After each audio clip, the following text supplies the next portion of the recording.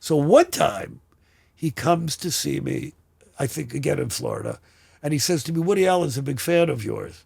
I'm sure he'd like to meet you someday. And then he says to me, Woody's coming to my house next week for dinner. I go, God, I'd love to go. And he goes, you're more than welcome, I'm sure. I go, I don't want to invite myself. Right. He goes, well, we're going to be in New York. If you want to fly out, you can come to dinner at my house. So I mentioned it to Kevin Pollak and to Dana Carvey, and people are like, are you crazy? Dinner with Woody Allen? You got to go. And again, I knew nothing about Jeffrey Epstein. Right. You got to go. So I flew to New York, and they actually put me up in an apartment building that Jeffrey owned. And I went to dinner, and I said, I'm not going to talk to Woody about any of his movies. Yeah. But I knew that he liked basketball, and I knew he liked jazz music, and I loved the blues. Yeah. And I found that we had a tremendous affinity because he played San Francisco in the 50s and 60s. We talked for about 2 or 3 hours about absolutely nothing. I was drinking wine, and I had to get up to take a leak, being the old Jew I am, 2 or 3 times. Yeah. And Woody had 2 or 3 beers, and he never got up. 3-hour dinner.